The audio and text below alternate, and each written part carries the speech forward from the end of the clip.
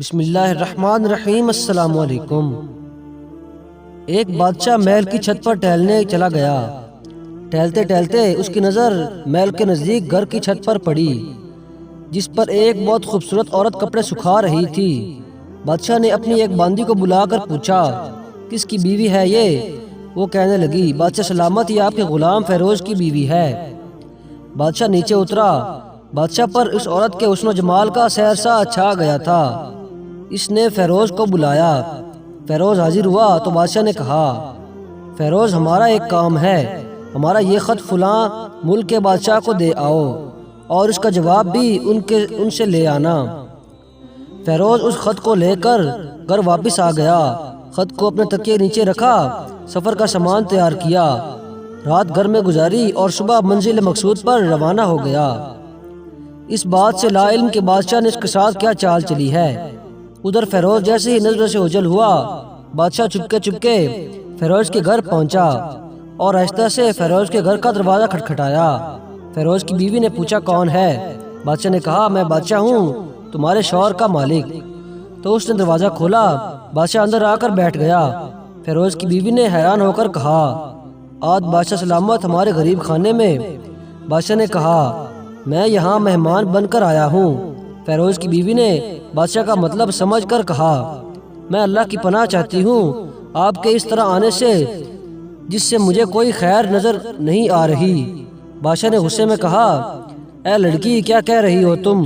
شاید تم نے مجھے پہچانا نہیں، میں بادشاہ ہوں، تمہارے شوہر کا مالک۔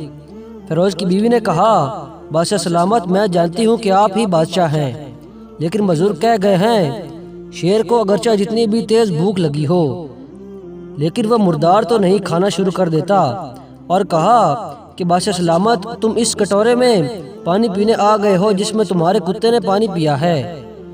بادشاہ اس عورت کی باتوں سے بڑا شرمسار ہوا اور اس کو چھوڑ کر واپس چلا گیا، لیکن اپنے چپل وہیں پر بھول گیا۔ یہ سب تو بادشاہ کی طرف سے ہوا۔ اب فیروز کو آدھے راستے میں یاد آیا کہ جو خط بادشاہ نے اسے دیا تھا وہ تو گھر پر ہی چھوڑ آیا ہے۔ اس نے گھوڑے کو تیزی سے واپس موڑا اور اپنے گھر کی طرف لپکا۔ فیروز اپنے گھر پہنچا تو تکیے کے نیچے سے خط نکالتے وقت اس کی نظر پلنگ کے نیچے پڑے بادشاہ کے نعال چپل پر پڑی، جو وہ جلدی میں بھول گیا تھا۔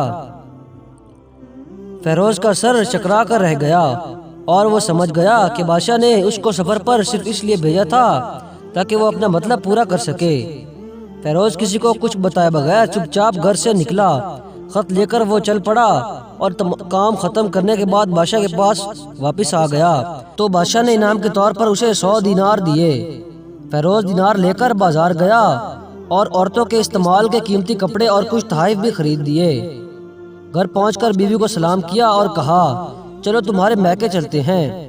بیوی نے پوچھا، یہ کیا ہے؟ کہا، بادشاہ نے انعام دیا ہے اور میں چاہتا ہوں کہ یہ پہن کر اپنے گھر والوں کو بھی دکھاؤ۔ بیوی، جیسے آپ چاہیں۔ بیوی تیار ہوئی اور اپنے والدین کے گھر اپنے شوہر کے ساتھ روانہ ہوئی۔ داماد اور بیٹی کو ان کے گھر لائے گئے تحائف کو دیکھ کر وہ لوگ بہت خوش ہوئے۔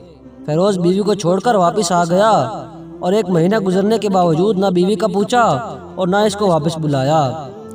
پھر کچھ دن بعد اس کے سالے اس سے ملنے آئے اور اس سے پوچھا، فیروز، آپ ہمیں ہماری بہن سے غصے اور ناراضگی کی وجہ بتائیں یا پھر ہم آپ کو قاضی کے سامنے پیش کریں گے۔ تو اس نے کہا، اگر تم چاہو تو کر لو، لیکن میرے ذمہ اس کا ایسا کوئی حق باقی نہیں جو میں نے ادا نہ کیا ہو۔ وہ لوگ اپنا کیس قاضی کے پاس لے گئے تو قاضی نے فیروز کو بلایا۔ قاضی اس وقت بادشاہ کے پاس بیٹھا ہوا تھا۔ لڑکی کے بھائیوں نے کہا، اللہ بادشاہ سلامت اور قاضی القضاء کو قائم و دائم رکھے۔ قاضی صاحب، ہم نے ایک سرسبز باغ، درخت پھلوں سے بھرے ہوئے اور ساتھ میں میٹھے پانی کا کنواں اس شخص کے حوالے دیا تھا، تو اس شخص نے ہمارا باغ اجاڑ دیا، سارے پھل کھا لیے، درخت کاٹ لیے اور کنویں کو خراب کر کے بند کر دیا۔ قاضی فیروز کی طرف متوجہ ہو کر پوچھا، ہاں تو لڑکے، تم کیا کہتے ہو اس بارے میں؟ فیروز نے کہا، قاضی صاحب، جو باغ مجھے دیا گیا تھا وہ اس سے بہتر حالت میں نے انہیں واپس کیا ہے۔ قاضی نے پوچھا، کیا اس نے باغ تمہارے حوالے ویسی ہی حالت میں کیا جیسے پہلے تھا؟ انہوں نے کہا، ہاں ویسی ہی حالت میں واپس کیا، لیکن ہم اس سے باغ واپس کرنے کی وجہ پوچھنا چاہتے ہیں۔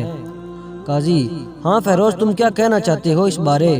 فیروز نے کہا: قاضی صاحب، میں باغ کسی بغض یا نفرت کی وجہ سے نہیں چھوڑا، بلکہ اس لیے چھوڑا کہ ایک دن اس باغ میں آیا تو اس میں نے شیر کے پنجوں کے نشان دیکھے، تو مجھے خوف ہوا کہ شیر مجھے کھا جائے گا، اس لیے شیر کے اکرام کی وجہ سے میں نے باغ میں جانا بند کر دیا۔ بادشاہ جو ٹیک لگا یہ سب کچھ سن رہا تھا اور اٹھ کر بیٹھ گیا اور کہا: فیروز، اپنے باغ کی طرف امن اور مطمئن ہو کر جاؤ۔